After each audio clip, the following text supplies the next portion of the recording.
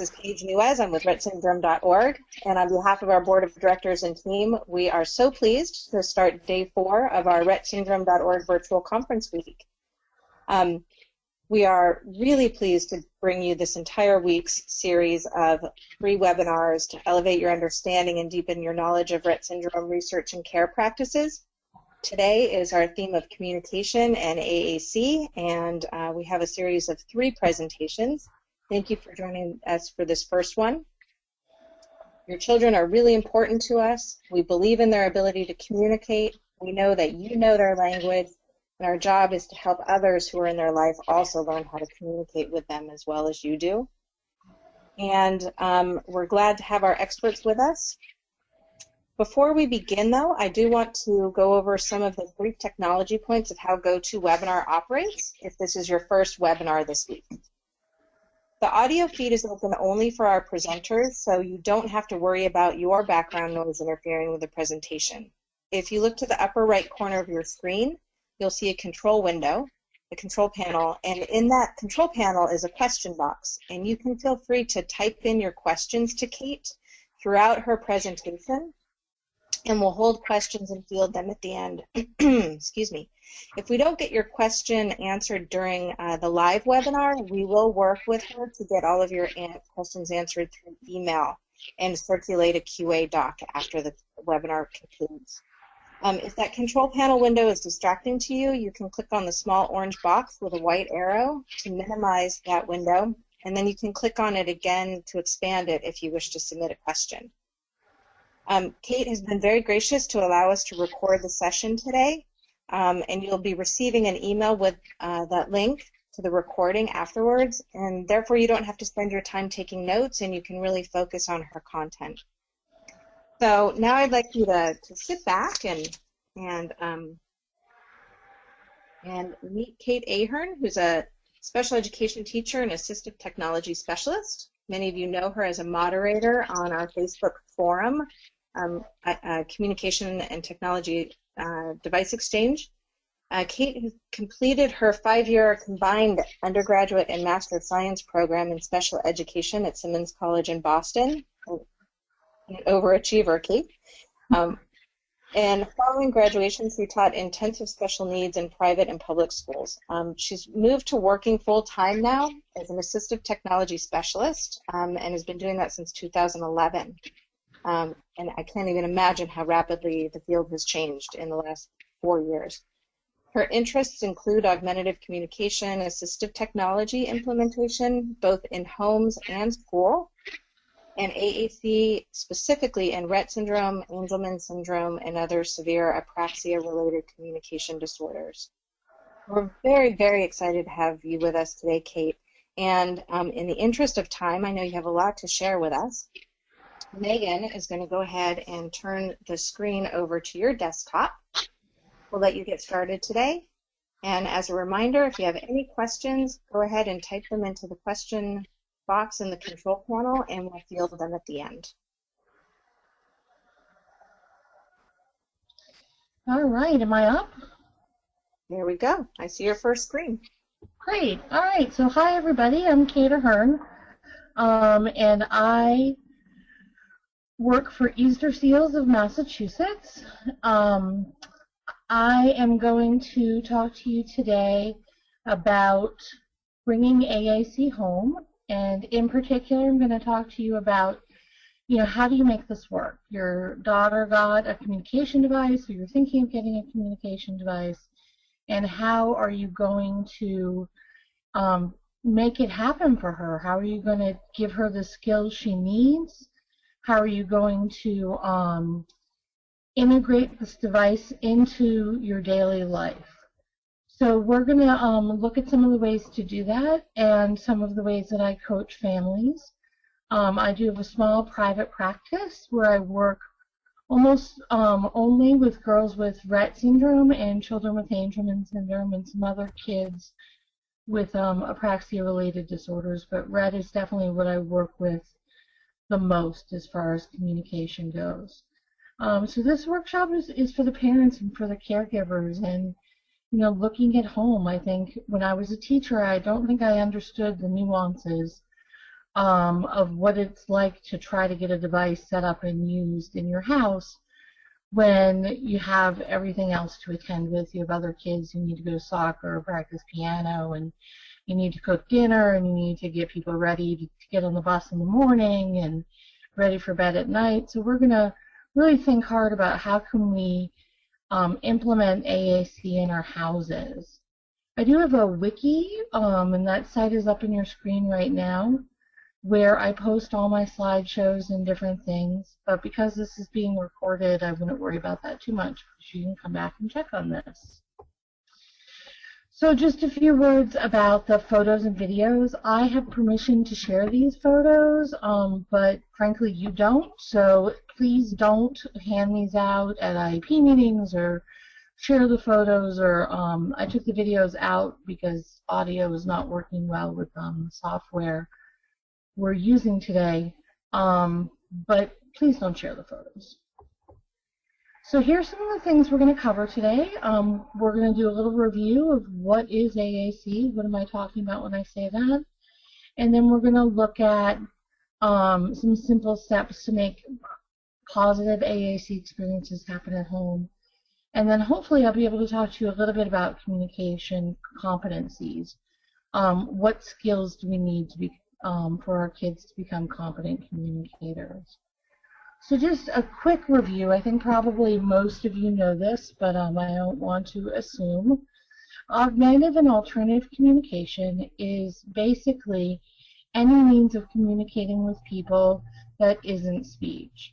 So it's gestures, it's facial expressions, it's pointing, it's looking at different things. I have one young lady with Rett, actually I have two young ladies with Rett, who will let me know if I'm late or when they want to be done with what they're doing by looking at the clock. So even though that isn't a device or a picture symbol, that's still considered AAC.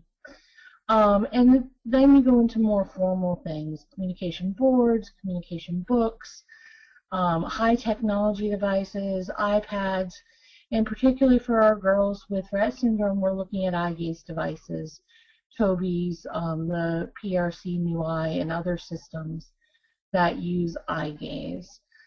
So anything that replaces or adds to spoken communication is AAC. The most important thing that we can do when we're thinking about communication for our girls with Rett syndrome is to believe in the least dangerous assumption. So this dates back quite a bit to the 80s, and it's the idea that when we do not have any other evidence, we need to assume that children and adults who can't speak do understand and can learn, and that it's on us to find a way to make it so that they can instead of they can't. Sometimes we call this presuming competence. And really, this is the absolute least dangerous thing we can do. And the way I like to think about it is, if you have a child of normal cognitive ability and you allow them to watch movies all day, you never engage with them, you never really talk to them, you feed them and you clothe them, and you know, you love them, but you don't ever do any of the things that we do that build cognitive skills, that child will inevitably, without any disability that's organic, that child will inevitably end up with a developmental delay.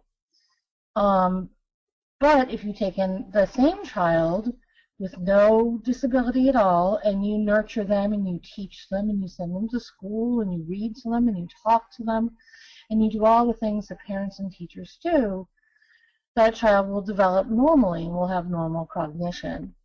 The problem becomes that when we assume that kids who are unable to express themselves verbally or physically don't understand, then we have a tendency to either not do much teaching or interaction, or to work on colors for their whole life, or to spend their whole life reading Brown Bear, or The Very Hungry Caterpillar. I've walked into high school classes where the speech therapist is reading a child 17 years old using an eye gaze device, Brown Bear, what do you see? And you know, that is one way to be sure that the child will end up with a developmental disability.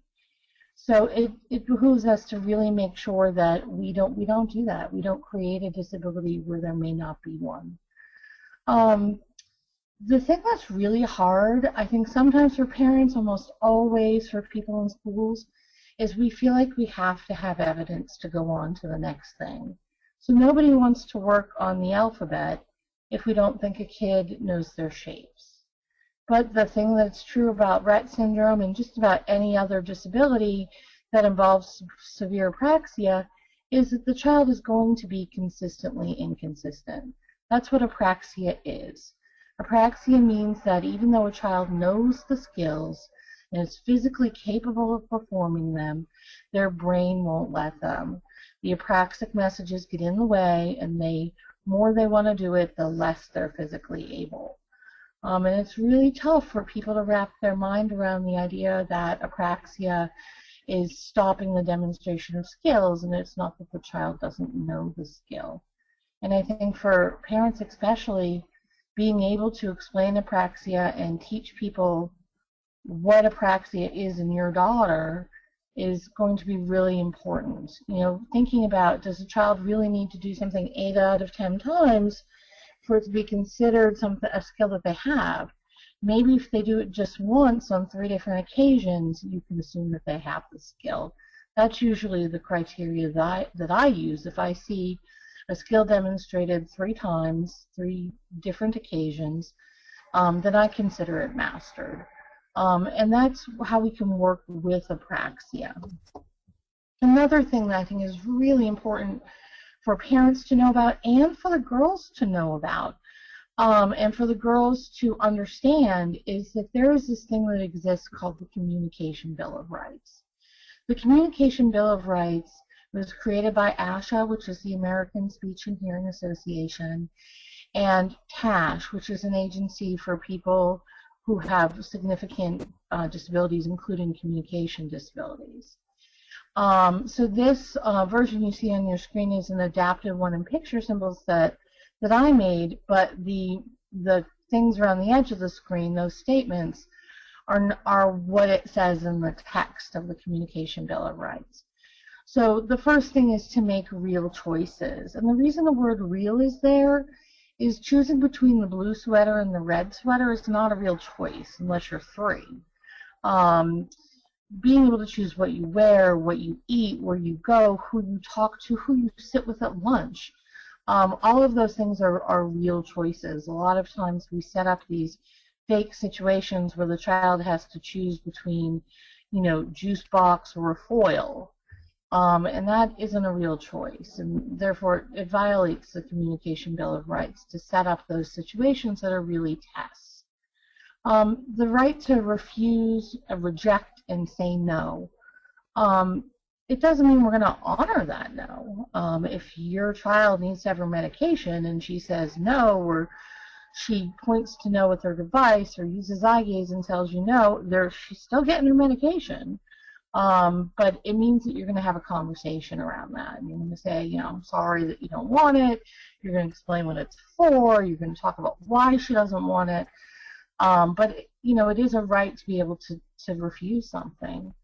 And that pulls a lot also into abuse prevention. One of the things we know is that kids with significant disabilities are more likely to be mistreated, and we need to be able to teach them to refuse, reject, and say no as an important skill to help prevent that from happening. The right to ask for what I want, and sometimes that means that you're going to watch, you know, Good Luck Charlie 480 times because that's what they want. And also it's not that different than any other 10-year-old. So that's an important thing. Even if you're not going to honor that, even if you cannot take one more episode of Good Luck Charlie, you're going to allow them to ask for what they want. The ability to share feelings, to be able to say when you're angry or mad or happy or excited, and the ability to fib about them a little if you want. You know, I don't know any 4-year-old who doesn't know to play it a little bit sad to get more attention and get something they want. So having that ability to share feelings and to be a kid and use those to get their needs met. to be heard and responded to even if the answer is no. My rule is usually I'll tell a kid, for example, one of my young ladies with Rett, she's 8, and when I arrive to work with her, the first thing she says to me with her Toby is, how long? And the answer is our session goes until 4 o'clock. And then I tell her I will answer that question 3 times, and then I'm done answering it. Because she will continually ask me that question throughout the session. So she'll ask me the next time how long, and I'll say until 4 o'clock, and then one more time how long, and I'll say until 4 o'clock. And then if she asks me again, I'll say to her, you know how to tell time. I'm not answering anymore. So she knows that she's been heard and responded to, even though she's not necessarily getting what she wants, which in her case is to go watch Dora the Explorer.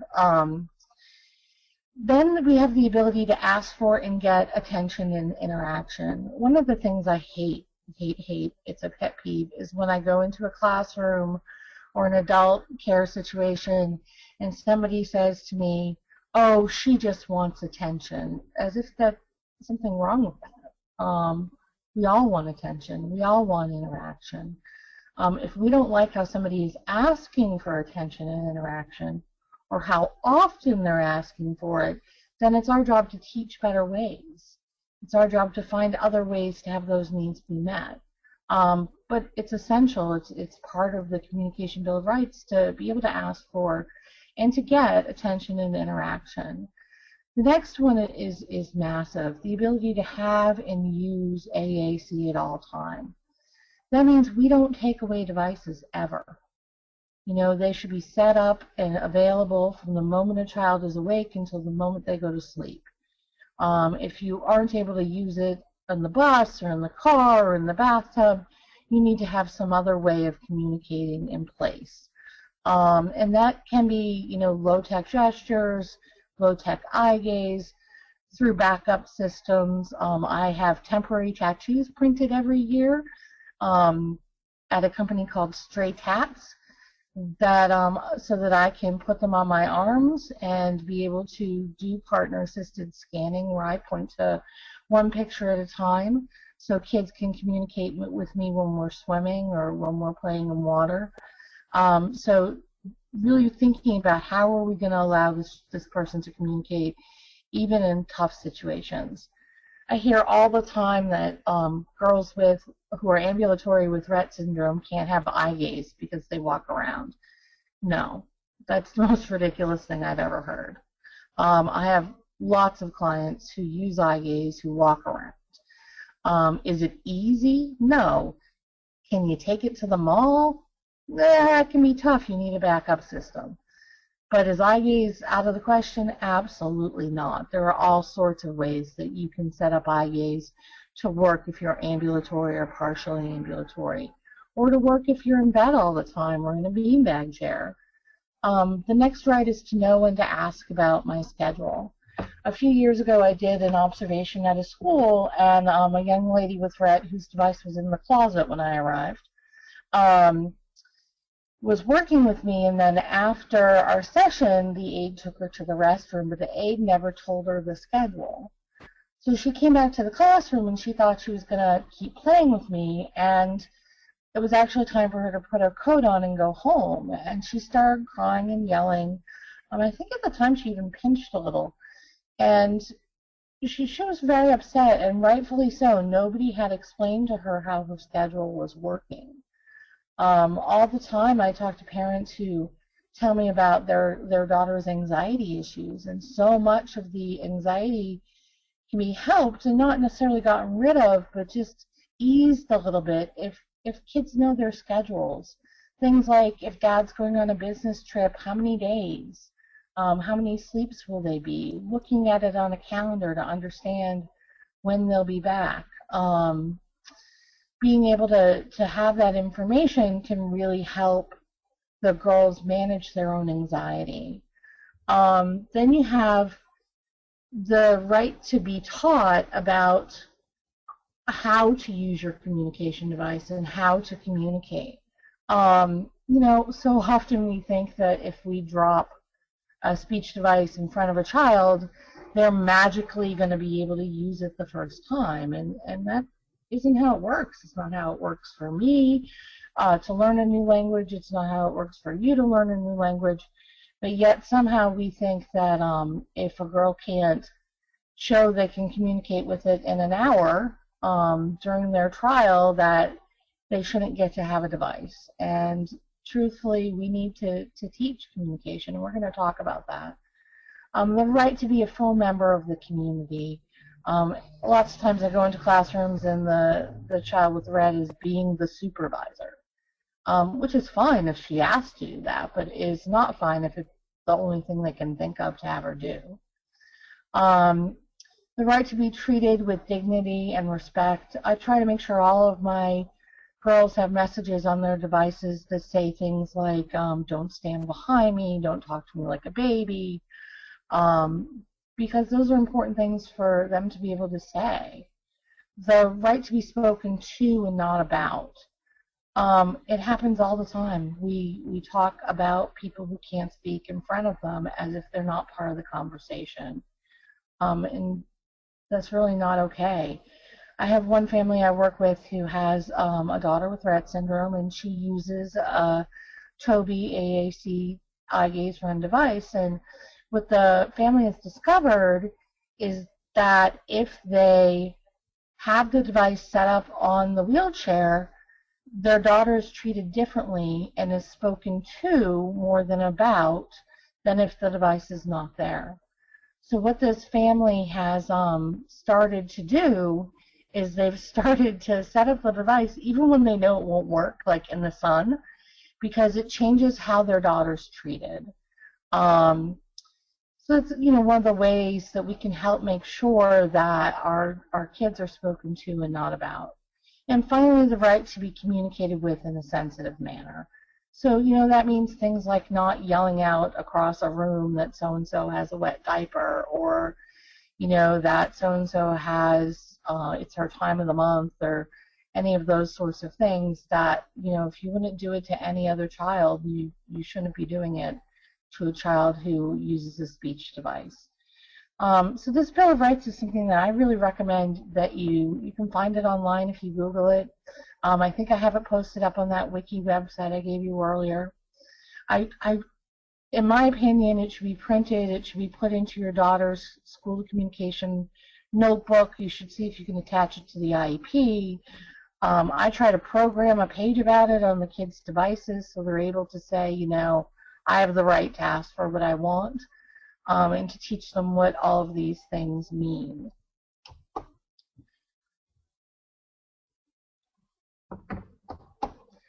So let's talk about AAC at home. How are we going to do this? So the first thing that we're going to do is we're going to set small goals that work towards full-time communication use. And by small, I mean for you, for your family, where are you in your AAC journey, and what teeny tiny step can help you get towards your daughter being a full-time AAC user.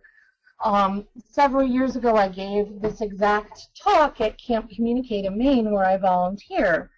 And then the next summer, I showed up for camp, and a mom came over and she gave me a big hug, and she told me, "Kate, you changed our lives." And I got all ready for a big compliment. And then she said to me, "I learned from you that I have to turn it on." And I was a little taken aback until I realized that for that family, that was their small goal, the thing that they needed to do to work towards full-time communication use. Sometimes, bringing it home every night. A lot of kids, not a lot, but some kids leave their speech devices at school, taking it out of the bag, plugging in it and turning it on. Those are some of the smaller first steps.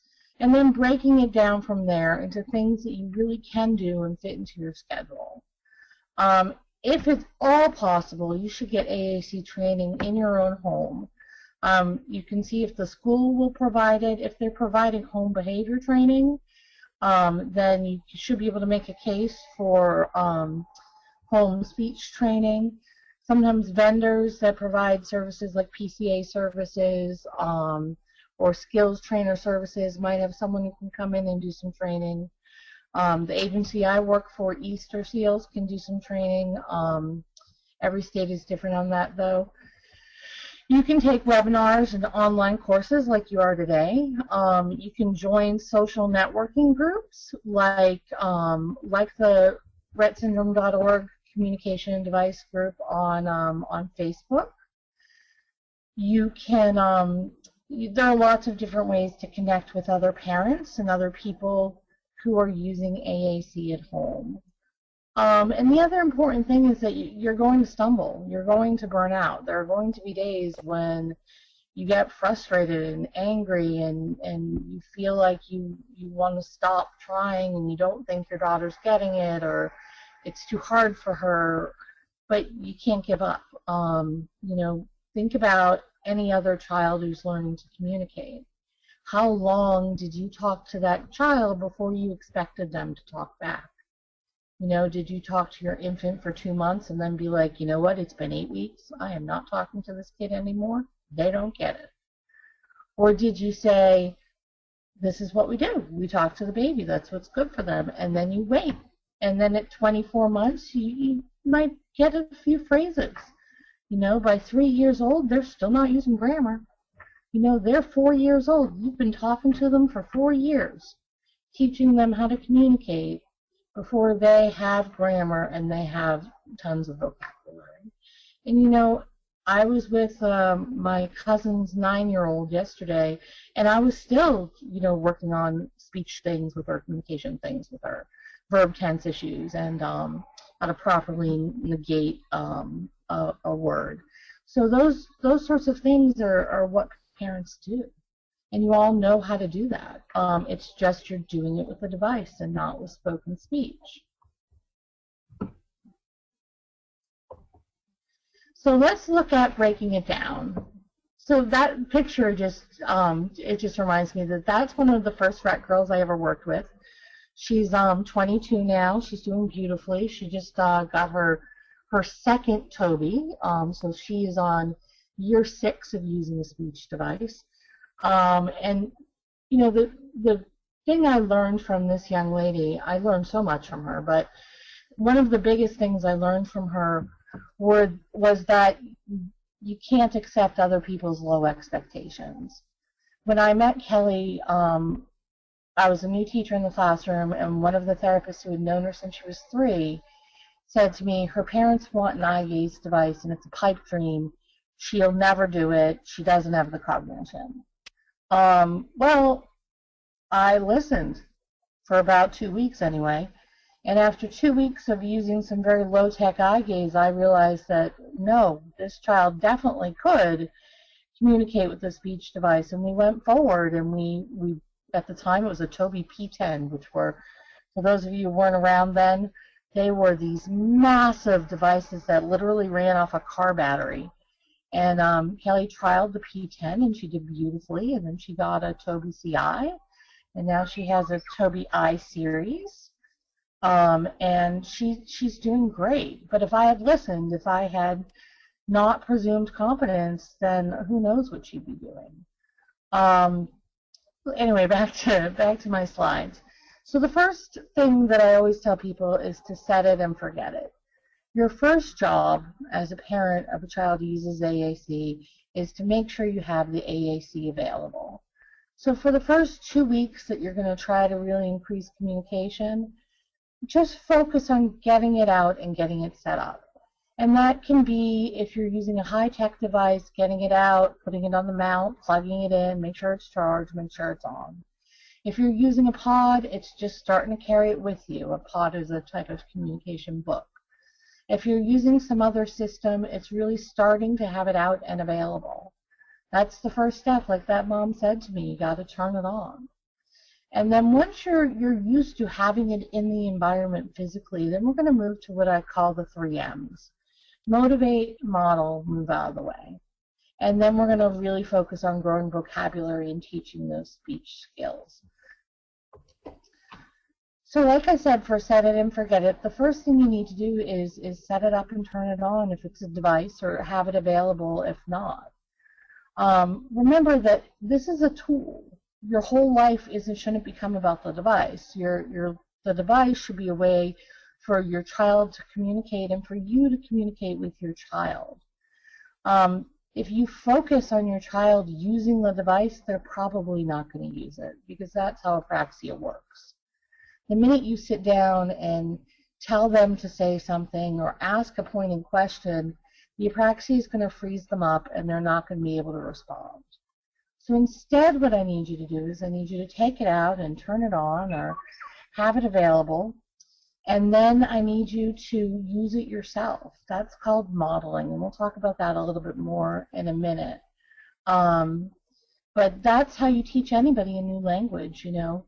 For those of you who are fluent in a foreign language or who have family members who are, you probably know that their hour a day in Spanish class or French class is not what gave them the skills to know a second language.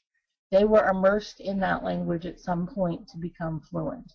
So either they did study abroad, or they went to an immersion preschool, or they have relatives who speak the language. That's how you learn a language, is by being immersed in it. So our job, once we set it up and forget it, is to do the modeling.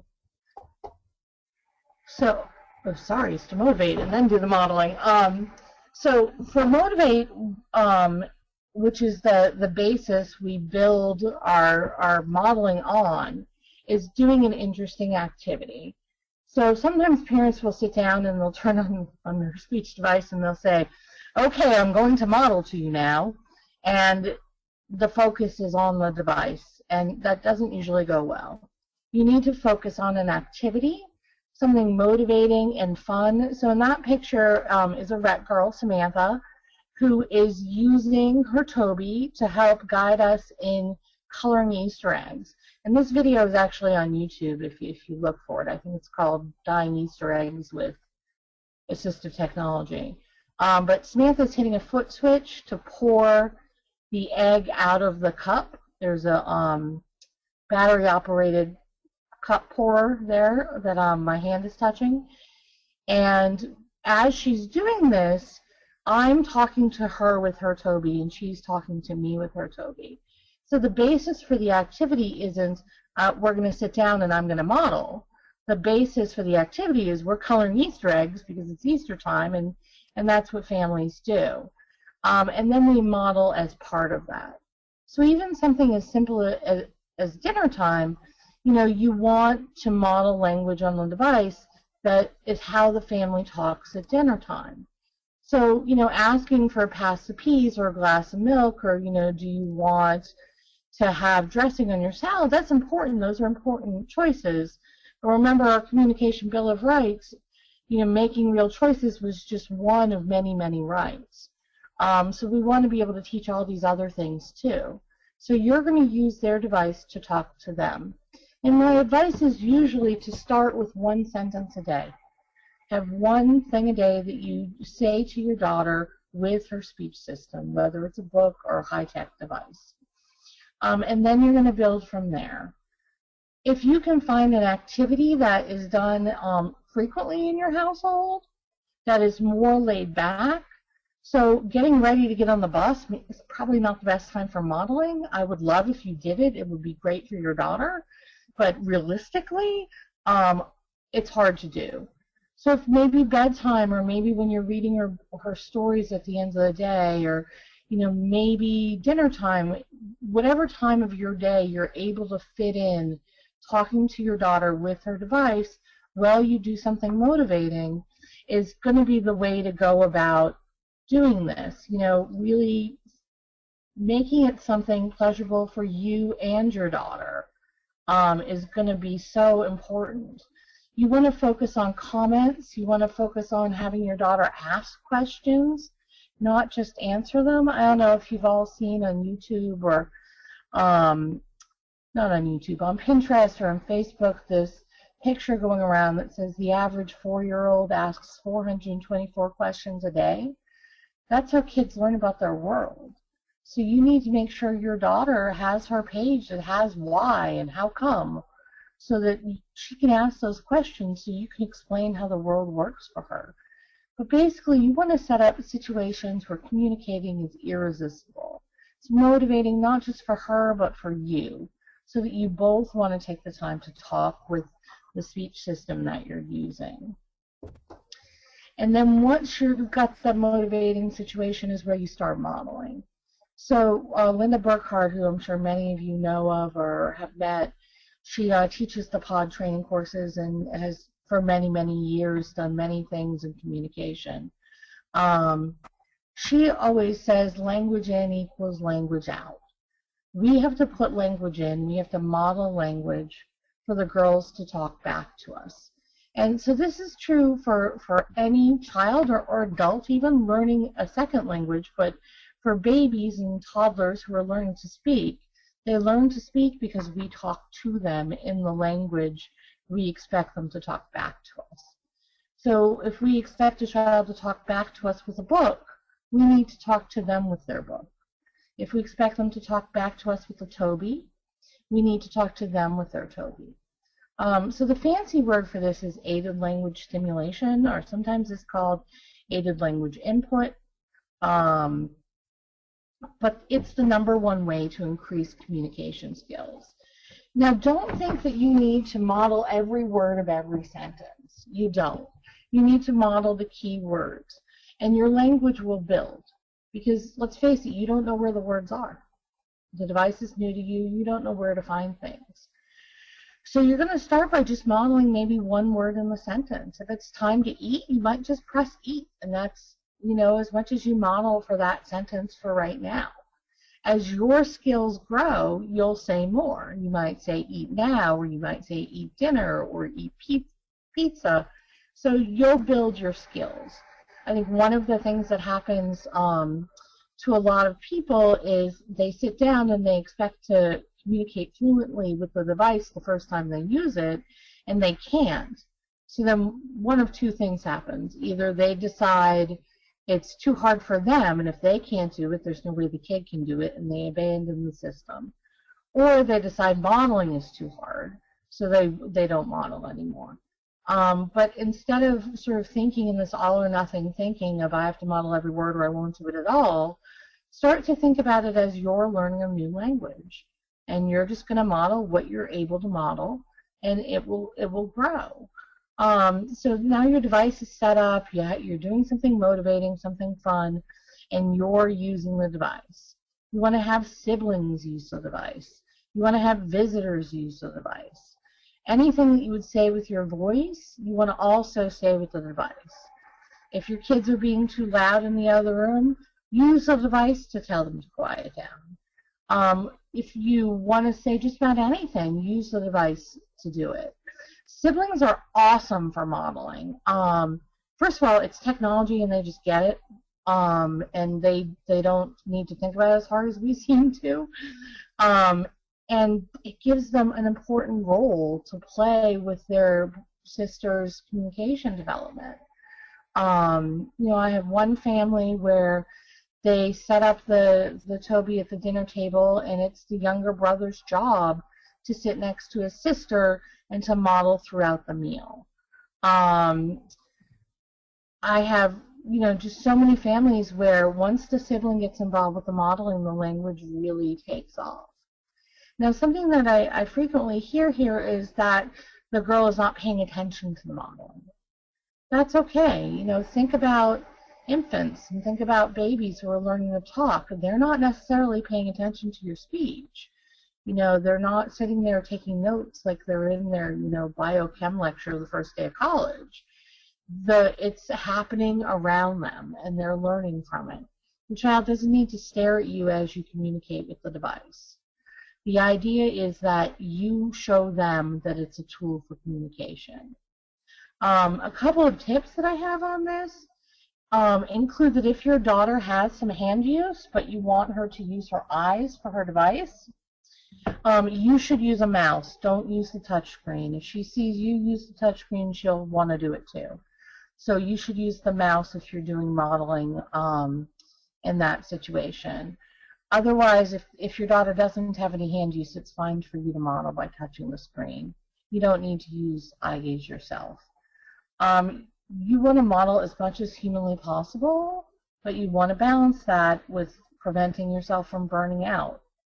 So like I said, start with one small thing a day and build. If you can set up some friendly competition in your house around who can model more, who models the most, that's a great way to get everybody modeling more. Pick up a $10 Starbucks card, or here in Massachusetts, a Dunkin' Donuts card, and hang it on the fridge, and for a week have a little modeling battle and see who wins the card. Anything you can do to make modeling fun and exciting and something you want to do. I had one young lady that I worked with who had a very bad experience with a speech device because she had been given eye gaze Dynavox about 5 years before, and it had been very poorly set up, and it had only been used to test her. So pages would have 4 buttons, and she'd have to find the cat. So she didn't view it as communication. She viewed it as schoolwork, and she hated it.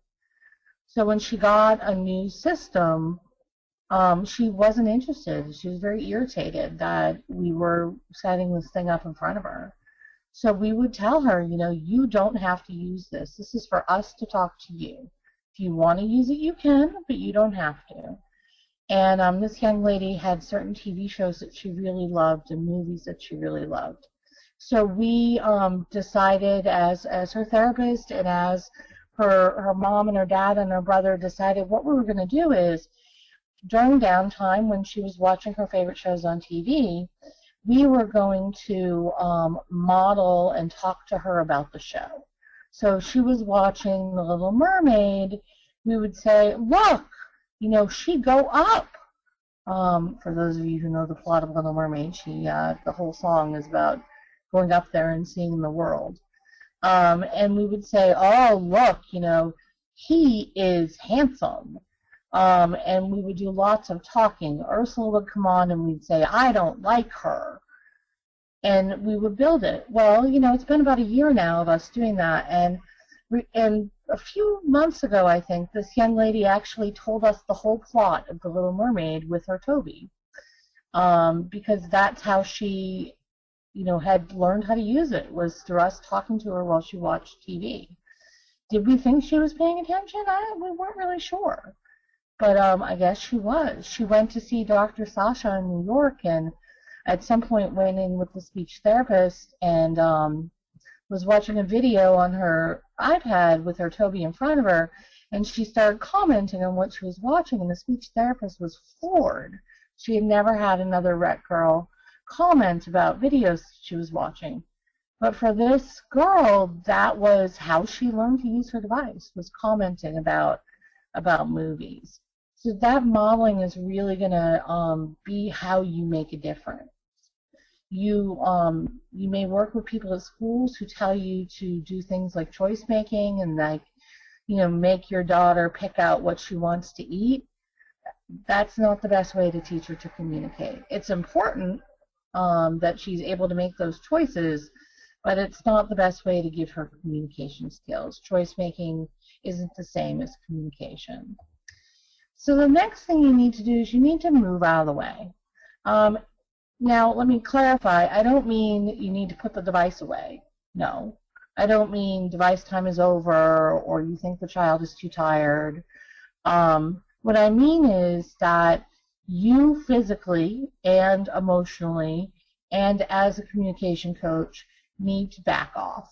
You need to give the girl some space. So first of all, if somebody's too tired to communicate, because I hear this all the time, somebody will say, oh, they're too tired, so they either flip a cloth over the device or they put it away. The first thing your kid's going to learn how to do is shut her eyes to not talk, or to look away from the device to not talk. Trust me, if they're too tired, they just won't say anything. And that's different than staring. Sometimes the girls will stare straight ahead and activate buttons on the same part of the screen over and over and over. And there are some fixes for that. You can move those buttons. You can hide those buttons. You may adjust how long they look at a button based on what time of day it is. But so staring isn't really the same thing as being too tired. But it's fine to set up a device and have a kid not say anything. I think sometimes to us it feels like it's so much work to set up the system, especially if you're mounting it and moving it, and you've got an older device, so it's really heavy. But we need to be comfortable with the idea that the value is in having it set up. It's not, the value isn't that they're saying something, it's that they are able to say something if they want to. What I mean by moving out of the way is a few different things. First of all, it's stop talking. We want to feel silence. That's what we as human beings do. We want to have no space for just quiet because it feels uncomfortable. But for the girls, we need to give them some quiet time to think and process and get their message ready. So one of the things we need to do is we need to stop talking.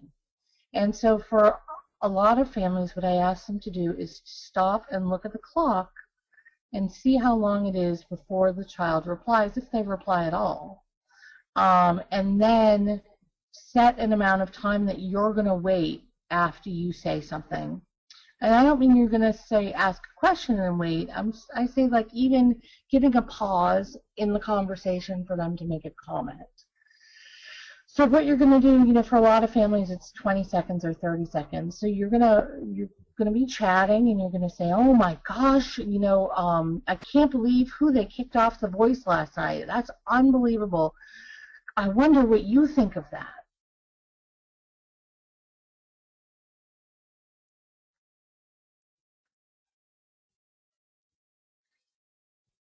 It was such an exciting episode of The Voice. So I gave a 10-second pause there, and it felt like a long time to me, especially because I've been talking nonstop for an hour. But you want to give that long pause. It's what will tell her it's her turn to talk, but you need it to be long enough for her to figure out what she's going to say and respond. So get used to the idea of pausing and counting in your head. The other thing that you need to get used to is physically backing up. We are in our kids who use devices' faces all the time. We're in their space because physically we need to be. We're wiping their chins, we're feeding them, we're changing them, we're fixing their clothes. So physically we're much closer to them than to other children. But because we're so used to being that close to them, we're frequently closer than we need to be during a conversation. So physically backing up can give them the space to use their device. Last summer at Camp Communicate, where I volunteer in the summers, I had a boy with cerebral palsy in my audience, and when I was talking about moving out of the way and backing up, and I made the comment that we're always in the kids' faces, he started yelling. He was so excited to hear it acknowledged that people were always in his face.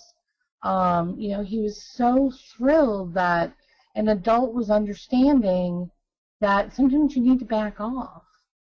So there are a few things you can do to move out of the way. If your child has a Tobii and it's unlocked, so it has access to the internet, and you have an iPad, you can use a mirroring app like Join Me or Splashtop or some of the others, so that you can see what the child is saying on their device from another room or from another part of the room. And you can actually talk back to them and model with that too, because you can control their screen from the iPad. Make sure you explain to them what you're doing first so they don't think it's possessed. It's a good way to freak a kid out, I know, because I've done it. So you can do that, physically give them space that way. I can't even tell you how many parents tell me that their daughter will talk to them the most when they're in the kitchen and the daughter's on the other side of the breakfast bar. Or my daughter talks to me the most when she's in her room and I'm putting away laundry in her room and I'm not looking at her.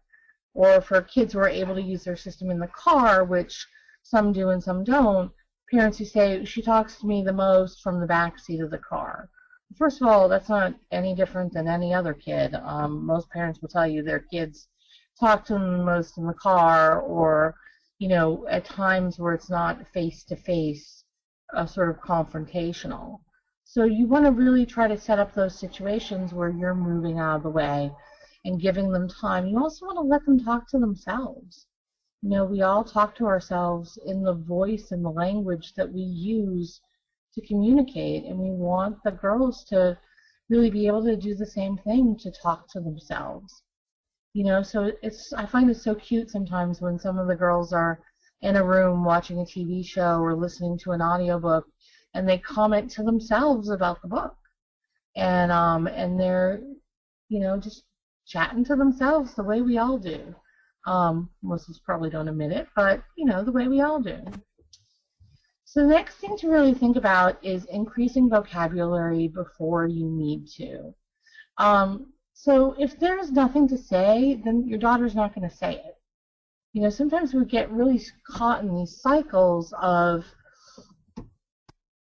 that, you know, we're going to give her 6 words, and then when she can do all 6, we'll give her 8 words, and then she can have 12 words. But the problem with that is that, first of all, isn't how language develops in human beings. Humans are exposed to an endless number of words, and you can't predict what a child's first word will be. If you know, think about your other kids or other people you know and what their first words were, it could be anything. It's not always a noun. It's not always cookie or juice. Sometimes it's up. Sometimes it's look or ball or daddy. So it's all different words, and there's no way to know what's motivating enough that they're going to say it. So we need to give girls as much vocabulary as they can physically manage to access. So I like to start the girls with at least 16 to 20 buttons per page, and then build from there. You want to increase vocabulary because there's more to say in life than cookie, or more to say in life than, you know, hitting a switch to play back your school news. And that's not to say that your child will automatically be able to use all this vocabulary the minute they get it. It's to say that you have to have words to use words. So you're going to keep increasing that vocabulary so that they have what they need. Another thing that you can do in your house is to create a communication-rich environment. You should also be looking to make sure that the school has a communication-rich environment going on, preferably in the classroom and then beyond the classroom. So you need to make sure the device is always on and ready to be used when the child's awake. And you might have to build up to that. Like I said, the first week it might be about taking it out of the bag, but building up to having it always on and ready. You want family members who are using the system to talk to the child. And that does more than just model language for them. It also allows them the cognitive structure of seeing visually what you're talking about. And for some of our girls who have ocular direct crisis, so their eyes go up and back and they're forced to look away, or who have fatigue, so they may have trouble with focusing on listening and looking at the same time, the ability to look at their device in their message window and to see what you're saying as well as to hear it can really help with their understanding and their management of their symptoms of Rett syndrome. You want to have, you know, in the photograph on the slide right now, you can see that there's a large communication board hanging on the bulletin board. And at that time, for that family, this child's moved beyond that display at this point, but at that time, she was learning those core words. So she had those 25 words that she was focusing on using. And so we would have somebody in the family during mealtime sit and point to the board to model, as well as have somebody who's talking on the device. And it also allows her to talk to herself if her device isn't there. She has a board where she can look and make her sentences in her head. You want to label your house as much as possible. So if you think about like preschool and kindergarten rooms where they have the words on everything in the room to help the kids learn what the words are, you want to do the same thing in your house, but you want to have not just, you know, the picture symbol for door on the door. You also want the picture symbol for in, out, open, and close on the door, so that you can model quickly as you go through the door what those symbols are. And you can, you can put these symbols all over your house, everywhere, every room, or you can just do a few places. But the more you teach your daughter that these pictures have meanings and here's what they mean, the more vocabulary she's going to have.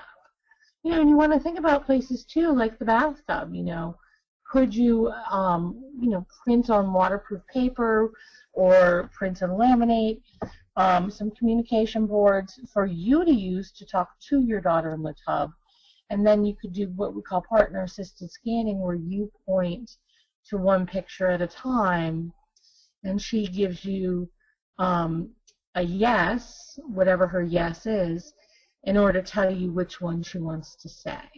So really thinking about all of those different areas of communication.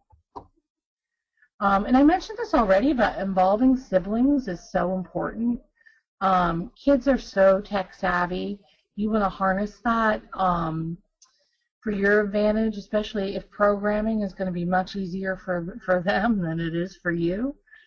You want to encourage them to do the modeling on the device. You want to insist that they respect communication made with the device. Any sibling worth their salt knows how to manipulate a situation to say that their special needs sibling wants something when the person who really wants it is them. I'm sure we've all seen that happen, where you're you're at somebody's house and you or you're with your kids and your son says, "Oh, she wants to watch me play Minecraft." So really teaching them to respect the communication that's made. So maybe if they do want to watch them play Minecraft, but if they say, I want to play My Pretty Pony, saying, well, you know what, she watched Minecraft for a while today, I think you guys need to play something she wants to play for a while.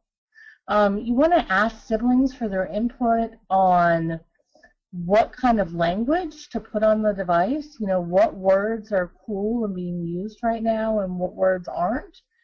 You don't want them, sounding like a 35-year-old woman if they're, 8. So talking to siblings or neighborhood kids to get that language that you need, or is epic still a word the kids are using, or is not so much? Are the kids saying awesome, or are they saying cool, or are they saying something else? Getting those words down onto the device.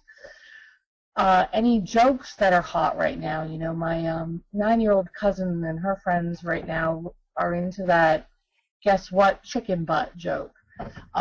So when I talked to a family that had a child of the same age in the same school district, we made sure to put that on the device because we know that's what the kids are saying to each other.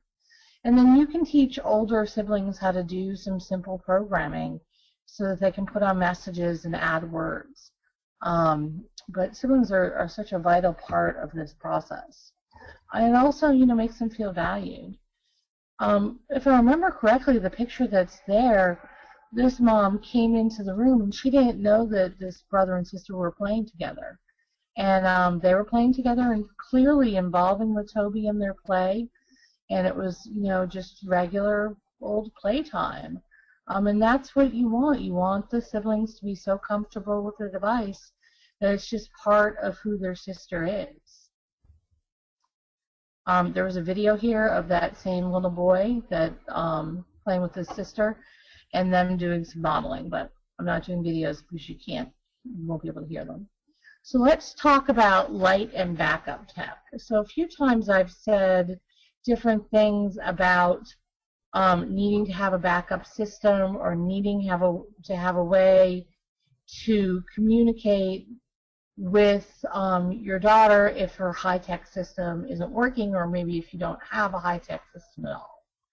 So spelling boards are one backup system, or spelling flip books, alphabet flip books, that for most of our girls, because they're not pointing, you would point to one thing at a time and they would tell you yes on the one they want, or you point to one section at a time. So paper-based books, here is part of a miniature pod book that is I'm in the middle of making for a child. So these books This will eventually be laminated, and it's for a child who does partner-assisted scanning. So you would start with the first page, which, let's see, is right here. And then to have the, I would model when I talk, and then the child, I would say, is it in this row? Is it in this row? Is it in this row? It's in this row? Okay. Are you saying, excuse me? No. Are you saying, I'm sorry? No. Are you saying, just kidding? Oh, look, you're saying, just kidding. Just kidding. So having this system available is really helpful for if the, hold on, let me just put them back in order, otherwise I'm going to have problems later. Okay, but having that backup paper system is really important if their device breaks, or if you're going somewhere where you really can't use a higher tech communication system. Core word boards are another thing. So core words are words like go and up and it and that. Keeping older communication systems as backup, and voice output switches where you record a voice and hit. Those can be nice for things that need to happen quickly. But you just remember that you make a choice and then you make it your voice. So the girl should be involved in deciding what gets recorded. It makes me crazy when I see teacher aides take the switch out in the hall where it's quiet and record a message, and then the kid has no idea what the switch is going to say when they hit it. And it's supposedly supposed to represent them talking. So, you know, make a choice and then make it your voice. It's a Caroline Musselwhite, who's another AAC specialist. That's her little phrase that she uses. Some other things to really think about is that high-tech systems break, always. They're going to break. It's not will they break, it's they are going to break. When will they break and how often? And then there are places where you can't really use high-tech. You can't use high-tech in the pool.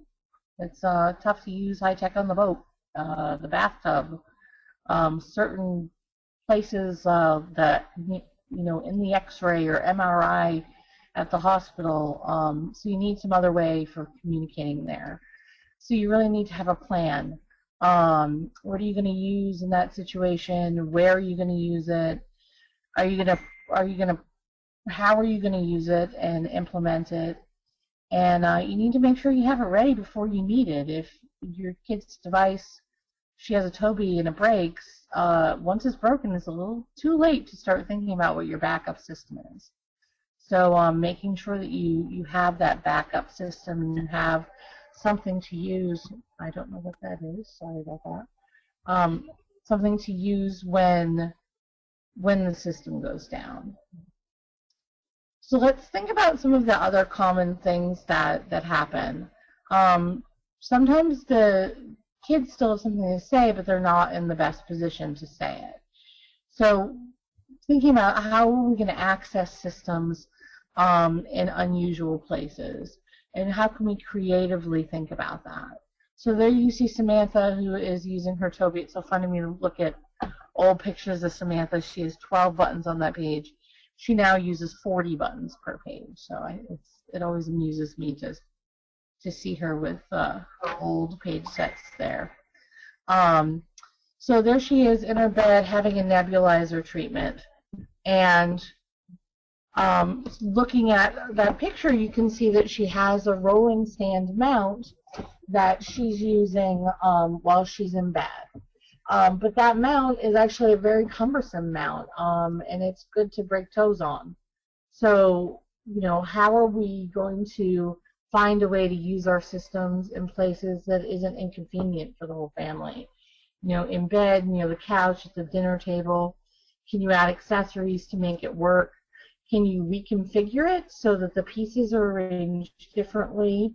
You know, the hassle of figuring this all out is well worth the human right of communication, but I'm not going to deny that it's a hassle. You know, and sometimes if you have like a girl who maybe sits in a beanbag chair or Yogi Bo frequently, once you figure out the mount, you just may want to leave it set up so it's always there and ready. You know, part of the problem is carting these things around from room to room. So if you can get multiple mounting systems, or you can somehow make the mount work better for you, you need to go ahead and do that, because it's so important to be able to say what you're going to say. So normally if this were not a webinar, this is where I would take a brief break. We're about halfway through. So I'll just give you like 20 seconds while I knock my paper off my desk. All right, I shouldn't advocate for breaks if I'm too clumsy to do them. All right, so this is Paige. If you want, we can pause for a couple minutes so everyone can take a refreshment break, get up and stretch. That sounds good. Are there any questions you want me to look at while everybody takes a break? Oh, if you'd like, I could. Do you want to address them, or do you want me to email them to you? Yeah, that'd be good. You want me to break yourself? Oh, I'm good. Okay. A minute or two, let everybody get a drink. Let me get a drink. Okay. Well, if you want, we could take one or two questions, and then yeah, let's do that. Let's take a couple questions. Yeah, it's long to kind of just go on for 2 hours. Okay. So the question is, how do you incorporate both the pod and the Toby in daily life so that she learns both systems? Do you have some thoughts on that? How do you get her to initiate using the pod at home? Questions. Well, those are two different questions, but so they're similar. But so the first thing is you need to use both, and I think that probably your day flows naturally so that you can use both. You know, if waiting for it to get on the bus, the device is packed away, so that's a good time to use the pod. Bedtime, if you don't have a rollover bed mount, is probably a good time to use your pod. Definitely, if it's laminated, bath time is a good time to use the pod. And then using the higher tech time when she's sitting in a more formal way, I think it's just about having a plan.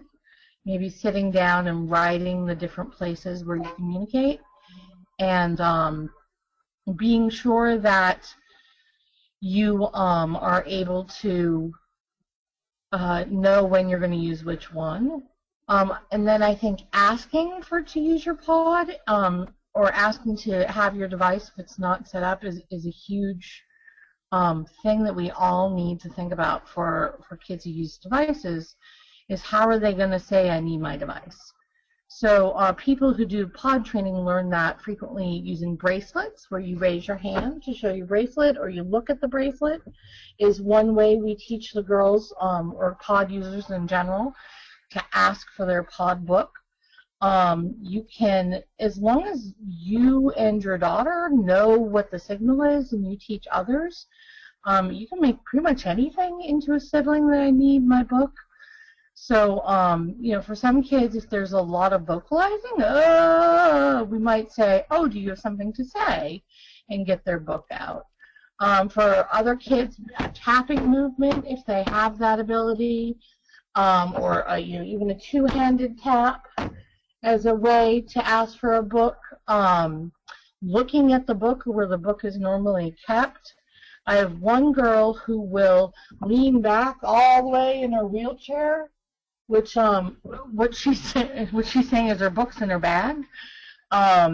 So you know, you want to decide what is the signal going to be, and then you want to teach it to your daughter. And if it starts with a natural gesture she already has, you can try to shape that gesture into something more formal, and then just make sure that everybody knows what it is. I'm a big fan of communication glossaries, where we either do them on an iPad with an app like Pictello, or we do them on paper, where we have pictures or video clips of the girls' gestures and informal communications with information about what it means, so that you can hand that to the substitute teacher aide or the babysitter or grandma, so they know that when, you know, tapping means drink, but leaning back means I want my book. Having a glossary like that can be really helpful. Great. I'm sorry. I didn't mute my phone there. If you wanted to take, that was a great answer. Thank you. We had quite a few parents ask if you could put up the slide again with the iPad apps. And if you want, maybe we could just rest on that slide for a minute while everyone takes a drink, and then we could pick up with the presentation. Would that be okay? You mean the website? I don't think I had one with iPad apps. Maybe you spoke to them. Did they mean this? Nope, I've been repeating that link in the chat box, so people have been.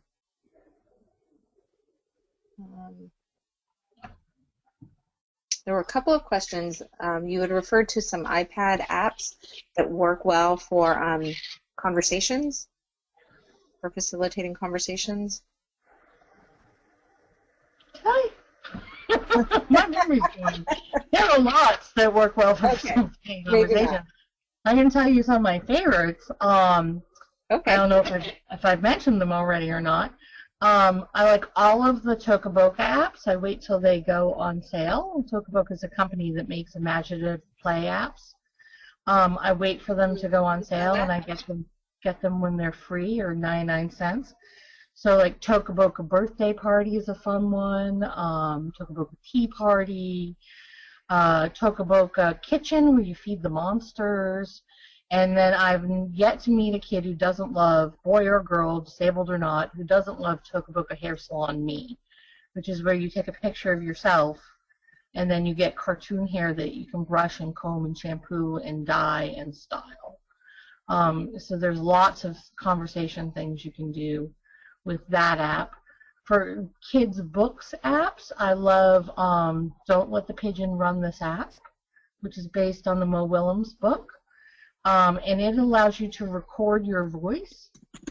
So you can record what the kid says with a device into the app. And I love, there's a monster at the end of this book, and there's another monster at the end of this book for little kids, the Sesame Street books. There's something called Frozen Storybook, I think.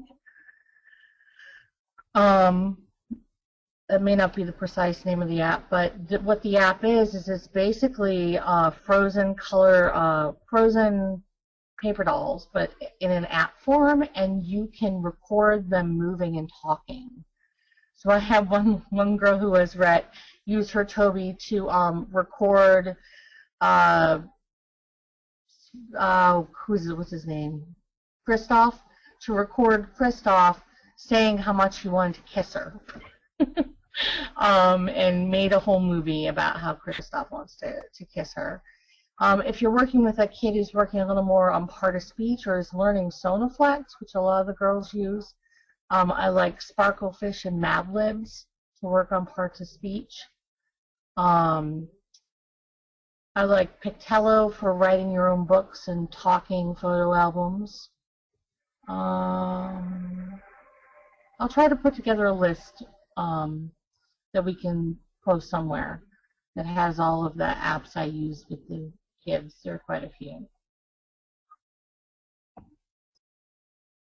Just for people who are Facebook messaging me, it's kind of hard for me to look at those and pay attention to what I'm doing. So if you just want to wait till this is over, that would be helpful. And then Facebook message me as much as you'd like. So Paige, were there any more questions?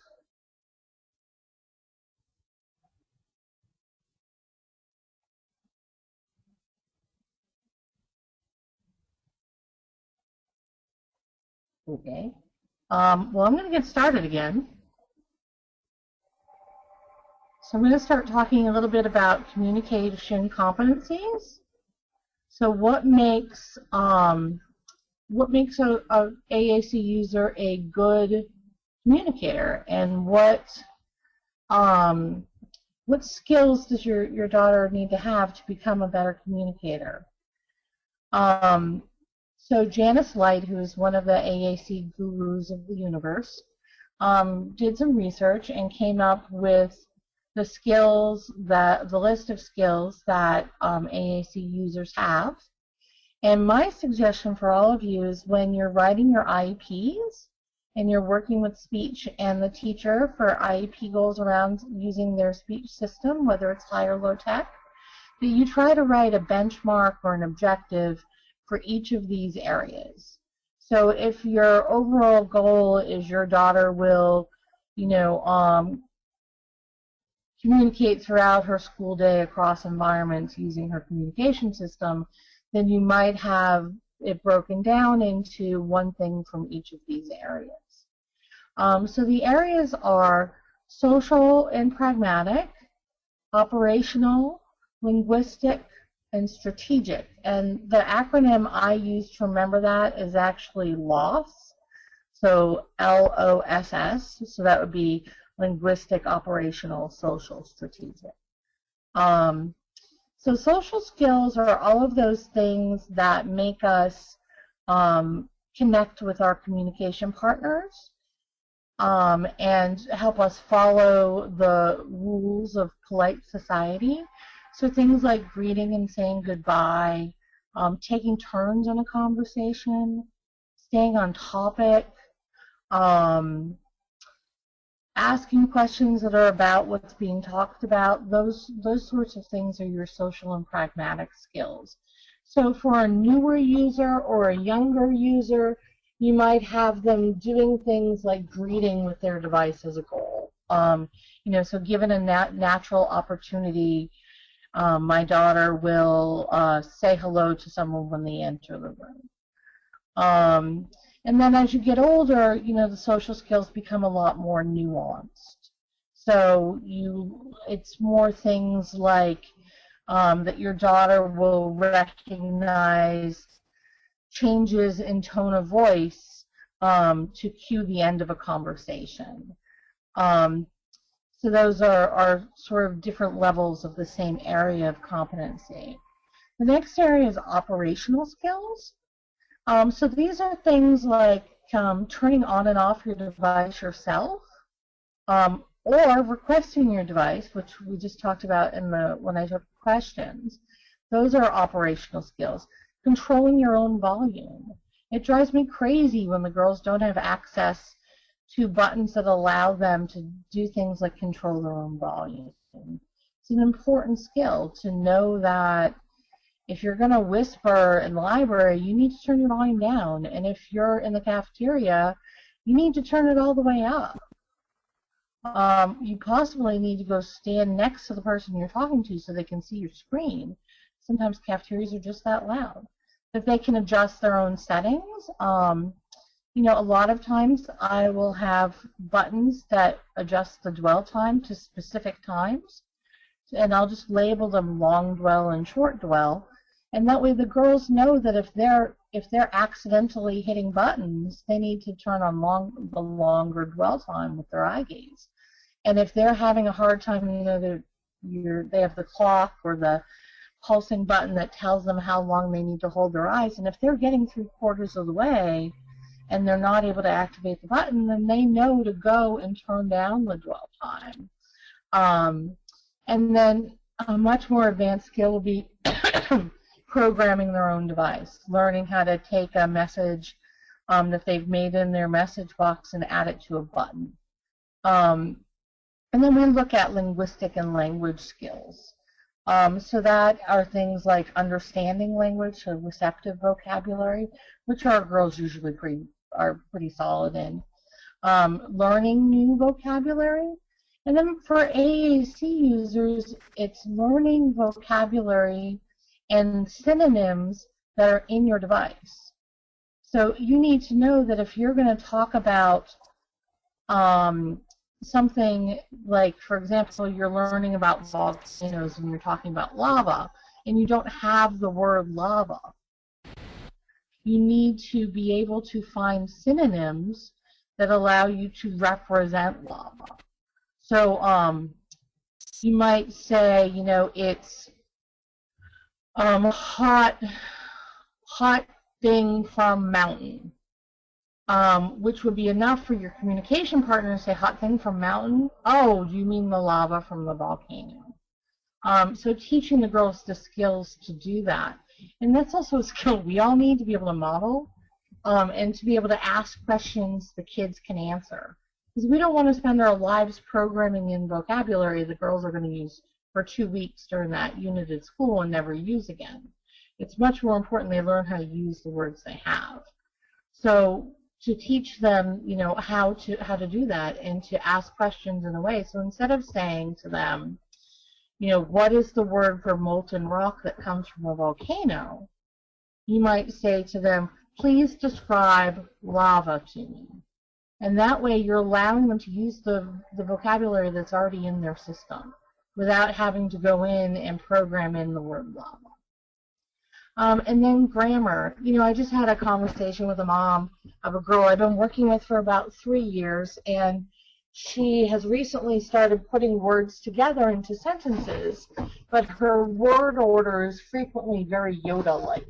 So lots of sort of backward structure to her word order. And the mom and I kind of looked at each other and were like, we never, ever thought that we were going to end up at a point where we need to teach word order and grammar. But here we are. So knowing that that's going to happen. That's how language develops, is you get the words and then you put them together, and you might have them backwards and need to start thinking about word order and grammar. The next competency is strategic.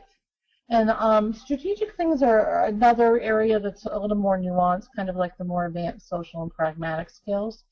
So it's things like knowing when others don't get it.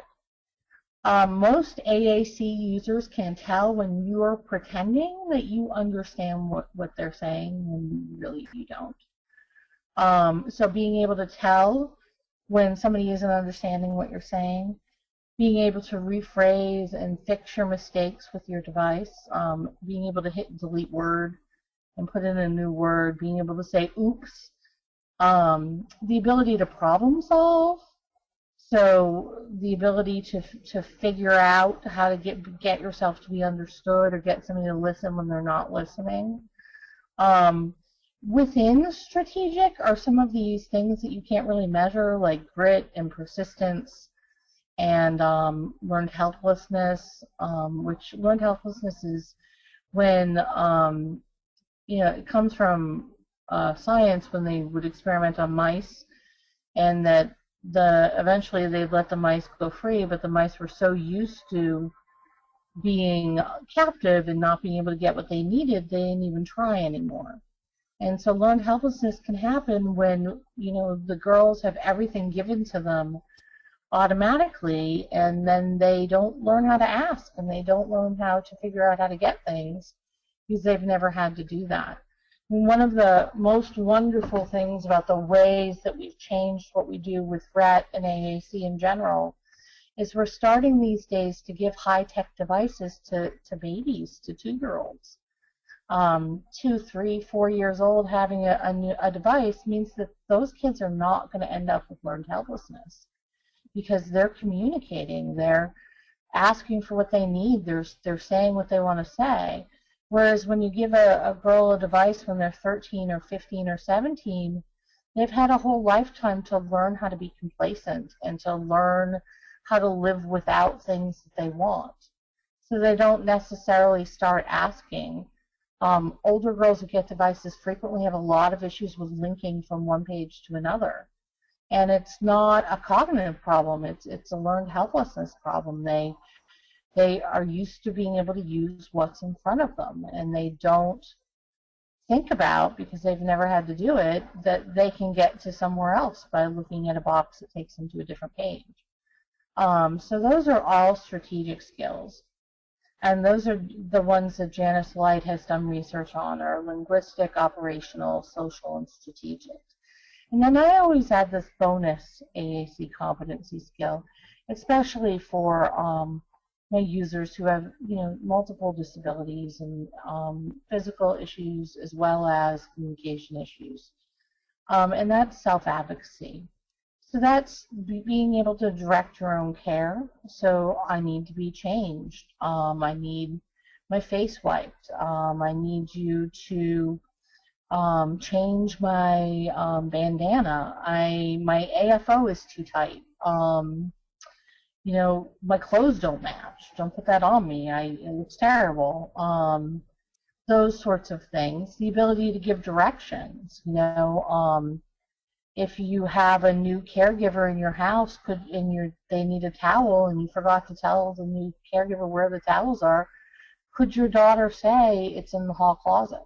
So that ability to direct people, the ability to have abuse prevention and reporting things that happen. And these things do happen. I was working with a child once whose nurse became inebriated at work, and the girl needed to have a way to say that the nurse had accidentally done her breathing treatment incorrectly. And luckily for that girl, she figured out that she could go to the page of interview questions that she had for when she was interviewing her new nurses. So that she said, do you have any respiratory experience? Multiple times, until her mom figured out that she was saying that the breathing treatment had been done wrong, which led us to think about what kind of vocabulary do we need to give her to be able to talk about these things, so that she doesn't have to do such creative problem solving. Another day, it was actually the same girl came home and said she was upset because somebody hit her on the bus, which of course led to a big kerfluffle. But the issue was not that she had been hit on the bus, but that another child had hit her nurse on the bus. But she didn't have that vocabulary at that point to be able to say that. All she had was somebody hit me. So really looking at how can we set up for kids to be able to advocate for themselves and report what they need to report and to do that accurately. And to explain their needs and how they should be met. For our girls who are teenagers, are they able to say, I have cramps, or, I'm really cranky, go get me the chocolate now? Are they able to make sure that they can get those needs met? And it's so much more than being able to ask for, a cookie, right?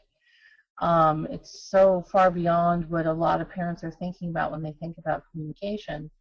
But to me, those skills are just so vital, just for me feeling safe, knowing that these kids I work with and love are out there in the world, knowing that they can do those things makes me feel a little more comfortable. And I'm sure as parents, it's so much bigger to know that your daughter will be able to do these things. So those are the areas of competency in AAC, and they're the things we need to be thinking about, whether we're at saying hi and goodbye, or we're at, are they able to program a message on a button? Really, how are we working with our daughters to make sure they're able to do these things? And how are we going to write these things into the IEP for them to be able to do?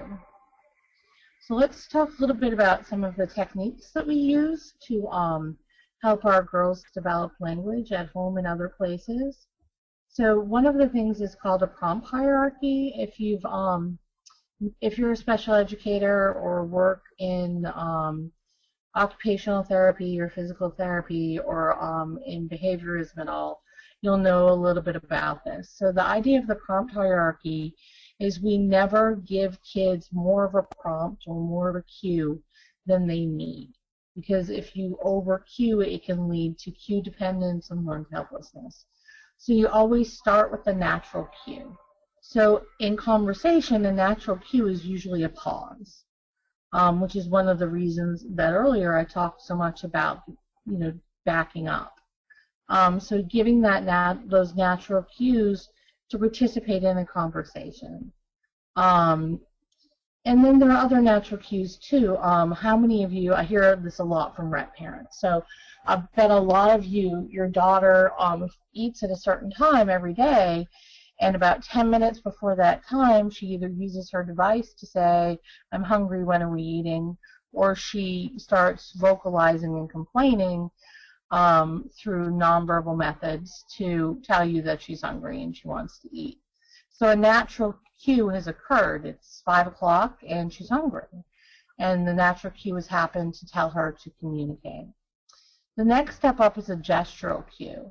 So in this case, let's say that the natural cue happened and your daughter is hungry and she's vocalizing and complaining. So you might go in and you might get her on the page that says, I'm hungry, and then just point to the button to give her the cue that she should say it with her device.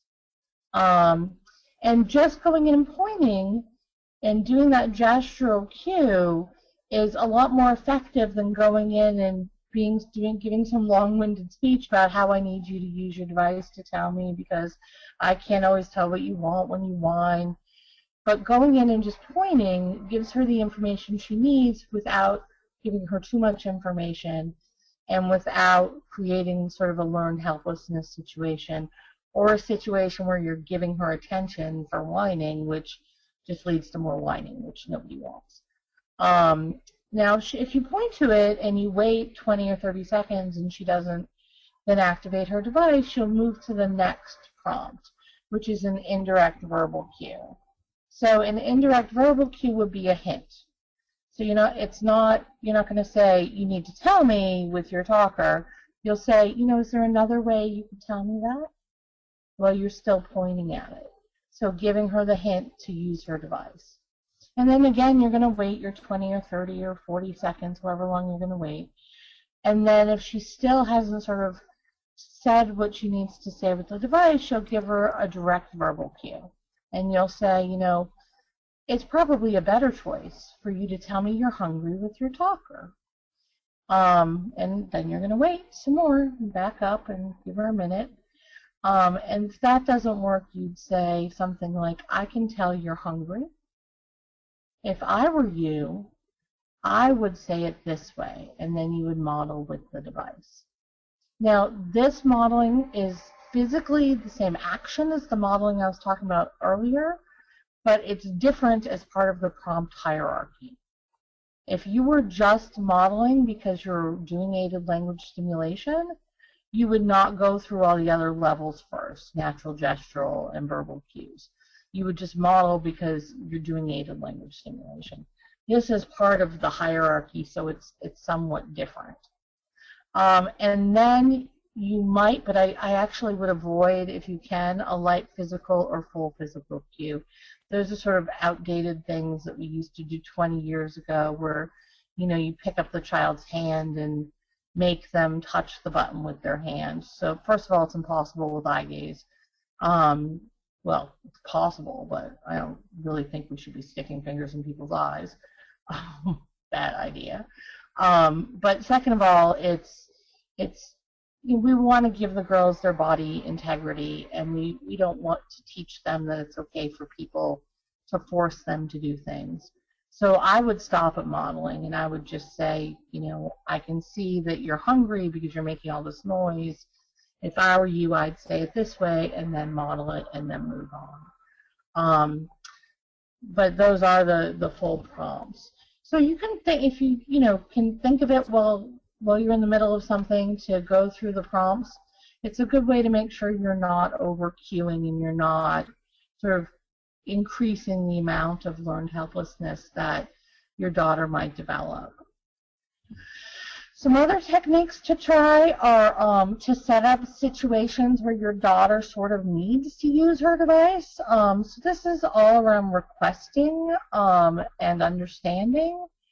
And I'm not a huge fan of focusing only on requesting, so I don't think this should be the crux of any system to learn to communicate. But these are some ways that you can set up situations where your daughter would need to use her device to get what she wants. So you can make the results of something depend on the communication. So a lot of time what I do is I just play dumb.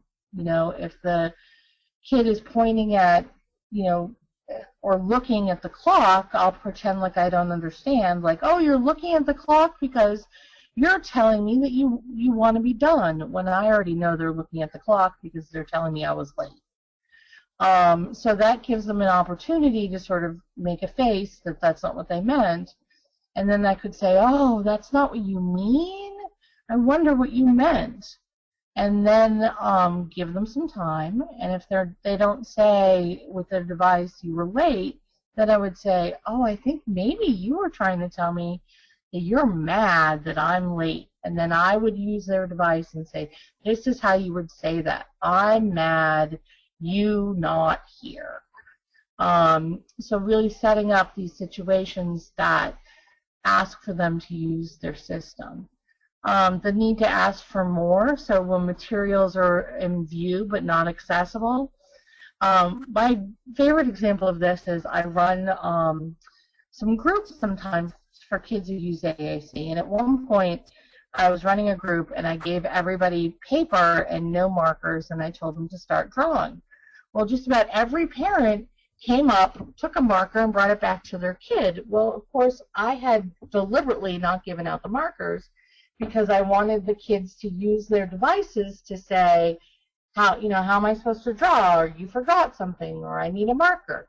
But the parents were so used to getting what their kids needed and making sure that they had it, that it didn't even occur to them that at a group that was specifically about communication that I had deliberately not given out the markers because I wanted the kids to use their devices.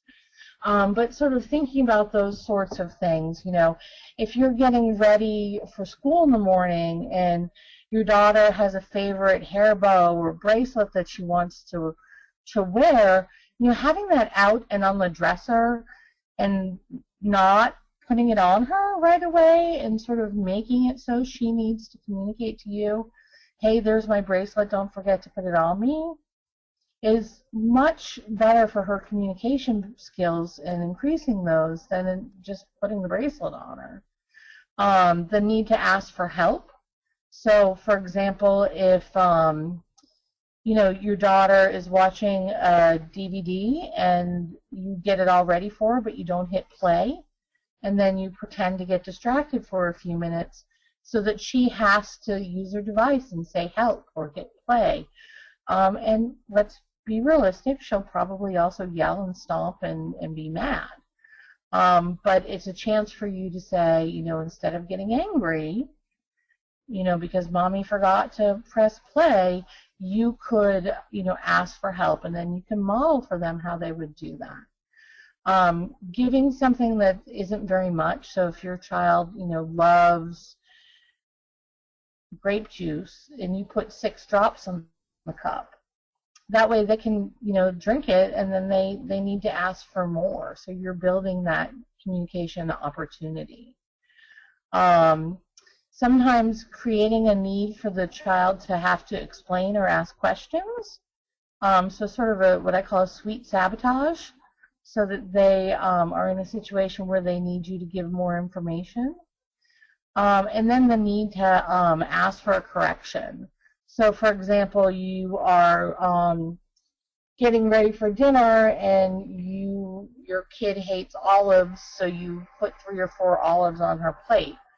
So that way your child can do what any child would do and say that's gross or yucky or I don't like that, so that they have the opportunity to practice that. So those are more techniques that you can look at to help with communication. Let's think a little bit about when you leave the house. How is your daughter going to communicate out in the world with her device? This is the one time where you get to say a kid is lucky that they're in a wheelchair, because mounting becomes a lot easier for kids in wheelchairs than kids who are ambulatory or partially ambulatory.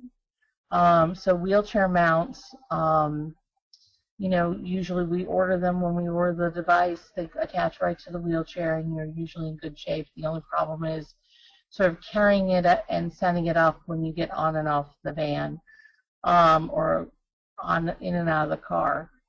So that should become something that is a habit. to carry the pole and attach it and set up the device every time you get out of the van. And at first, you're going to think to yourself, do I really need to do this? I remember one mom said to me, I brought this device, do I really need to set it up? And I said, well, only if you think that he might want to say something. And she sort of looked at me and realized that, of course, he might want to say something, and went and set up her son's communication device.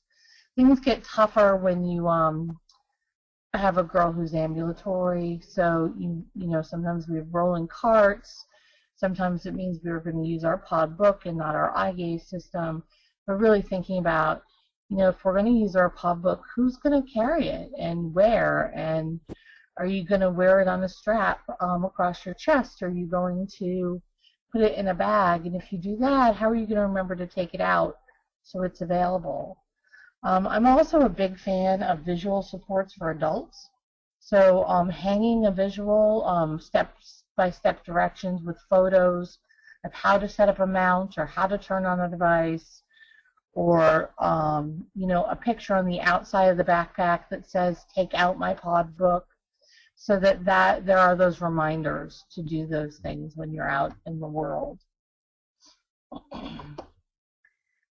Carrying devices has gotten easier and easier. I know not a lot of our girls use devices with touchscreens because of the issues we have with the stereotypies with their hands.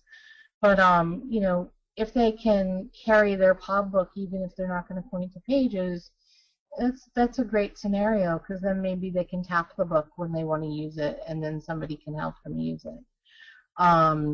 But really thinking about how are we going to carry it, whether it's us or the girl who's carrying their own system.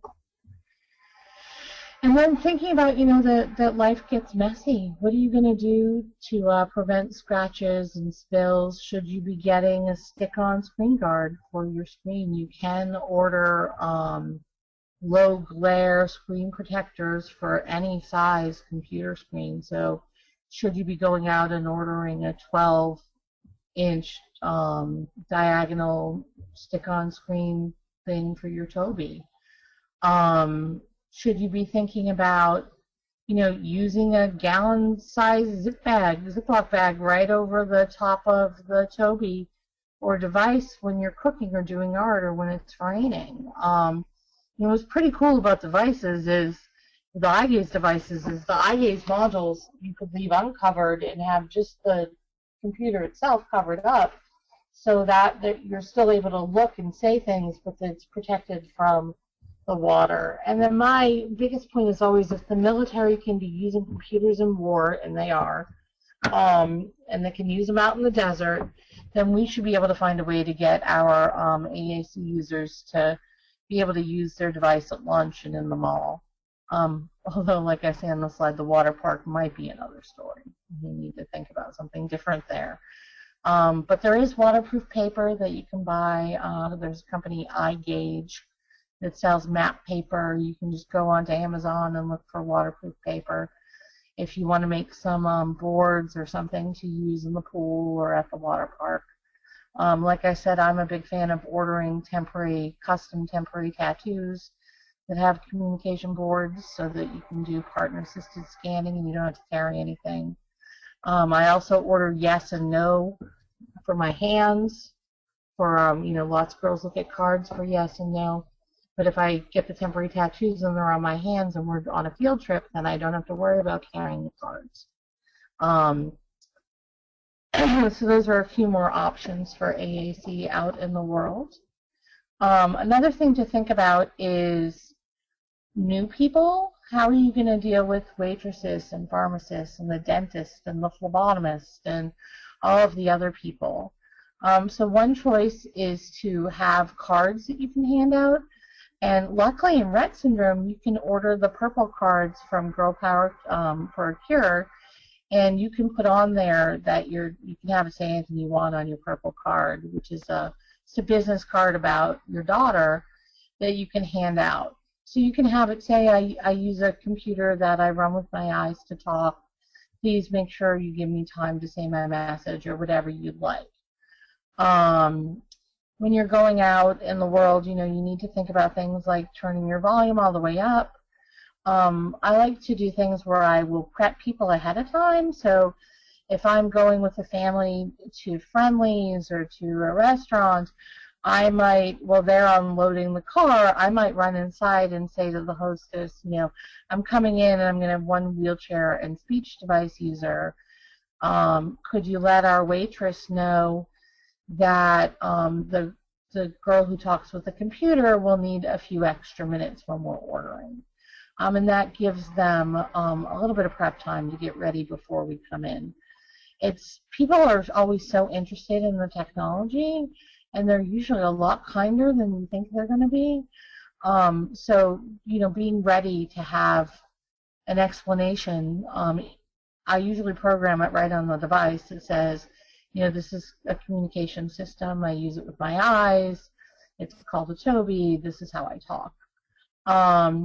And then you can also pre-program, or not program, you can pre-program in your own head one-liners for you to use. So if your daughter has her device all programmed or is even going to use a touch switch to tell the pharmacist her name and date of birth to pick up her own prescription, then you need to be ready for when they look at you, because they will, and expect you to talk. One of my favorite lines is, "Don't look at me, I'm just a wheelchair pusher, I'm just a muscle in this operation." But just knowing what you're going to say ahead of time can make the whole interaction much easier. And if you go to a place a lot, they can really start to look forward to you coming in with your child and their device. I know when one family I go with goes to Friendly's, that we're at a point where they're ready for us and they know we're coming, and they've overheard us explaining to the daughter that the music in the restaurant is loud, but it's okay, and they turn the music down for us now. So there are lots of great ways to deal with communication out in the world. So here are some resources for you. There's a link there to the Communication Bill of Rights in the poster version that I made.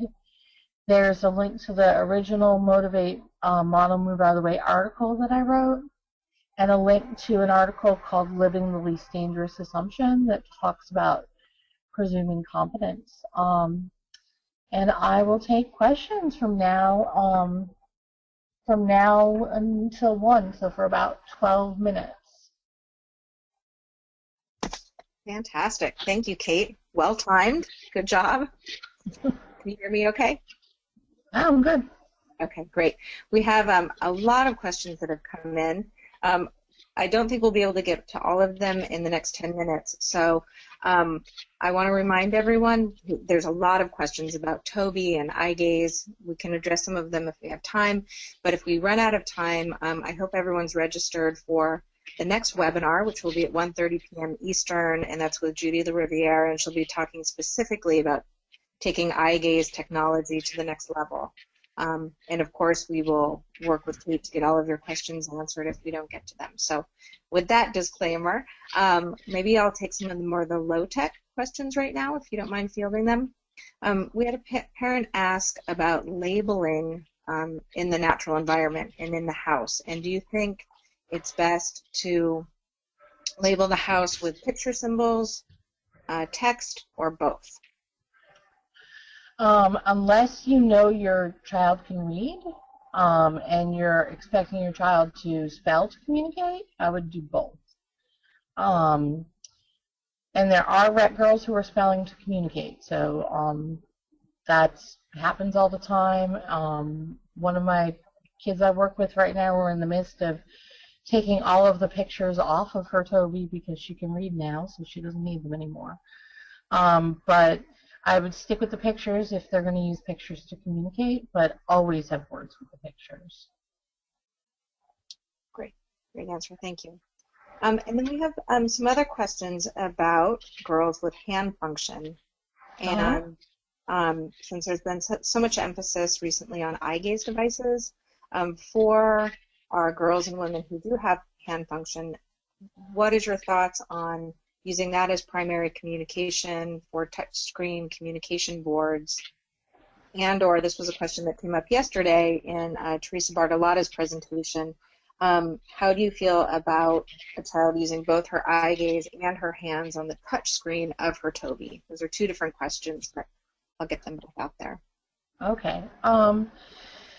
So even girls who have amazing hand use, and I have a few, I have some who self-feed and can drink from an open cup and do all that. I still don't see the accuracy with using touch screens, but it's so individualized. So I can't tell you that your child won't be able to use their hands to access a touch screen. I can just tell you, out of the few dozen kids that I've seen, I don't have any who are able to accurately use their hands, even if they have excellent hand function. I don't have a problem with girls using their touch screens to communicate, as long as they're not messing themselves up. So, and by that I mean, if I have a girl who clearly wants a glass of water from her cup, and we all know that's what she wants, and she asks for it at the same time every day, and she's looking at that with her eye gaze, but then reaches out and touches root beer on the screen, that tells me that maybe, even though she really wants to use her hands, maybe that's not the way to go. For some kids, using two-switch scanning with the screen being the switch, or one of the switches, is a good way to sort of get around that. So by that I mean one switch is the mover and one switch is the chooser. And if you're using an iPad, you can set the screen or the two sides of the screen to be the switch. So that way it will say aloud the choices. So it'll say, for example, root beer, juice, milk, water. And so they move the choice through. With one hand, they hit it, root beer, juice, milk, water. And then when they get to water, they hit the other side, and then it would say, I want water. So that can be a good middle ground. Sometimes if you use a key guard or a screen guard where they need to put their finger in the hole in order to activate a button, that can help with accuracy. But you really need to talk to your OT and your speech therapist in order to sort of look at what's going to work best. But that being said, I have some girls with good hand use, and none of them are using them for communication accurately. So.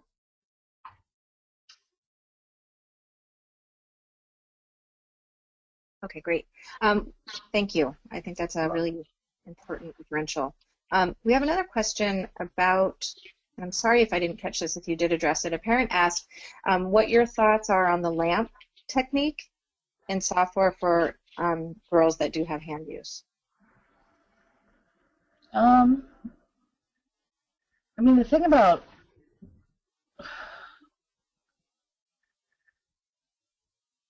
I've never seen it work, but that doesn't mean it can't.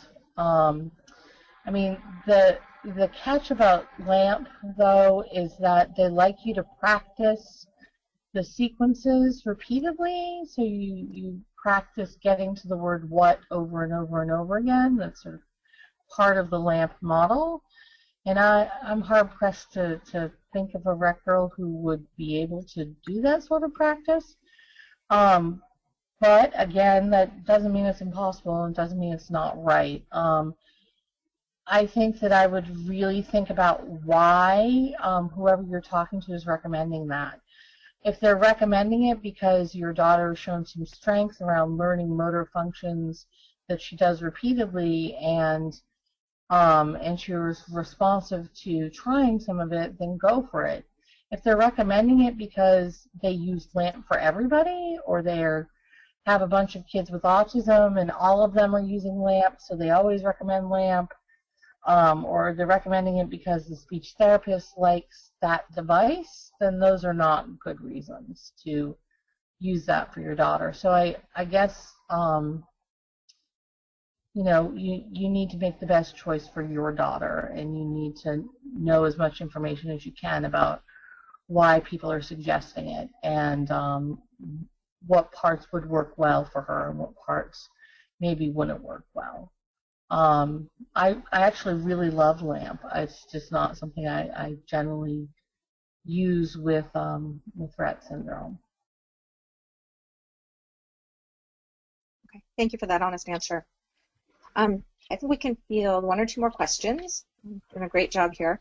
I have a parent who's asking your opinion on how do you give feedback if you observe her talking to herself with her free time on her device, so as not to overkill as a communication partner with her. Give feedback, but not be over. Yeah, that's so tough. I think some of that's going to have to do with your daughter's temperament and her age. So, I mean, if even with a typical kid, if I overhear a 4-year-old talking to herself, I might go in and join in the conversation. If I overhear an 8-year-old talking to herself, I probably won't, because they'll be embarrassed that I heard them talking to themselves. So, you know, I think you kind of have to know your kid and think about her age and how to be age respectful. But at the same time, you might say, I heard one mom say to her daughter, "I hear you talking to yourself in there, and I think it's so great that you love your talker enough that you would want to talk to yourself." And I thought that was such a sweet way to sort of encourage her to talk to herself without intruding on her personal thoughts and her personal space. But I think it's a kind of a nuanced situation, and you have to be sure that you're addressing it in the way that's right for your particular kid. Great answer. Okay, thank you. Probably our last answer for the day. I've had 3 parents ask something in the similar vein, and you talked about it earlier, but if you could readdress, how do you intervene if your child is stimming on a certain button, hitting it repetitively? So what I see, typically what I see in that situation is they're not stimming, and I think we use stimming because it's a word we use in autism, and it's a word we're familiar with, but I have never really seen a girl stim in the way that we mean stim. They're not repeating the same word or button over and over and over because it fulfills an internal need. They're not self-stimulating themselves with it. They aren't even really perseverating on the word. It's just that when they stare straight ahead, which is something that happens in apraxia, and especially if they have sort of ocular gyrate crisis issues that happen, where they do the eyes back, head back sort of movement. So it's more that spot that they're hitting, and it's probably the same spot on every page. So, for example, in Sonoflex, which is a pretty commonly used system, the word shoulder is sort of straight and down to the right a little. And that's an area of the page that is, I've seen girls frequently sort of stare there. So I have a few different ways I deal with that. If the kid is a kid who occasionally does some staring, I just either cue them to look away, just by saying, "You're staring, can you look away or can you blink?" I might physically cue them and turn their head a little to get their eyes off that button. If it is a frequent issue and it's sort of all the time staring at the same spot on the screen, I just move those buttons somewhere else on the screen and have no buttons there. So if they're always staring in the bottom right corner and that's just where they stare, then I block that off and I have no buttons in that corner, and it's just not, it's what I call a rest your eyes button. So I might even put a button that doesn't do anything that says rest your eyes, so that they can look there to rest. Sometimes it's a positioning of the Toby issue. So if you find they're always staring at a certain spot on the screen when they're at the kitchen table, but they don't do it when you go in the living room and they're sitting on the couch, then you might need to think about positioning the Toby a little different, or whatever device you're using, a little differently at the table, you know. And I think we seem to get into these grooves where we put it directly in front of them, and, you know, so they're looking head on at it. Whereas maybe they do a little better if it were up and to the side so that they can look at their conversation partner and look up to say something. Or maybe it'd be better to lower in their lap so they can look straight ahead and then look down at their lap to have a conversation. So sometimes you need to do some experimenting with placement and see if moving it stops the staring. And again, I just be real careful of calling it stimming, because I don't think it usually is. You know, stimming is really about meeting a sensory need, and I'm 99% sure that that's not what's happening when the girls stare at certain buttons. Great. Thank you so much, Kate. I totally agree with you, and I'm really glad that you made a point of differentiating how others might be interpreting that behavior versus what we see in Rett syndrome. And that's why we're doing the session today and the webinar today, because our girls are unique. They are unique to each as individuals, having their diagnosis. I think you did a great job really emphasizing that it's not a one-size-fits-all approach to communication, but there are some things that are very unique to the diagnosis of Rett syndrome, and some patterns that we can use to our benefit and share with everyone working with our kids. So thank you so very much for your presentation today. It was just phenomenal. I think we could all watch this again and again and continue to learn. I hope this is just the first of many times that you'll be with us. We will export all of the questions that were submitted today to you, and we'll get a chance to develop a QA document and circulate it. I encourage everybody to join the Facebook forum, where Kate is a wonderful moderator for us. I shared the link to that group, and she shared the links to her wiki space, and we're just so grateful. We live in a time where technology can really work to the advantage of our kids. Connect us with you as well, but to allow them to have their voice, be a fully participating person in our lives, and that's what we all want for our girls while we're working forward on research.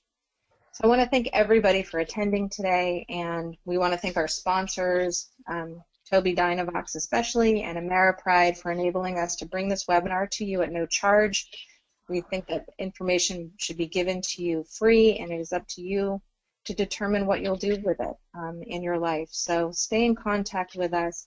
We hope we see you again in the next half hour for our next webinar. We have another session later this afternoon with Susan Norwell on literacy. Great sessions coming up, and tomorrow we'll come back and give some more updates on research and where we're headed in the field of Rett syndrome in that arena. So thank you everyone for your time today, and Kate, I don't know if we could ever thank you enough. This was just a phenomenal presentation. Thank you, and we'll circulate the link to this recording within a week or two. Please contact us if you don't receive it. And that concludes our webinar for today. Thank you so much. Bye-bye.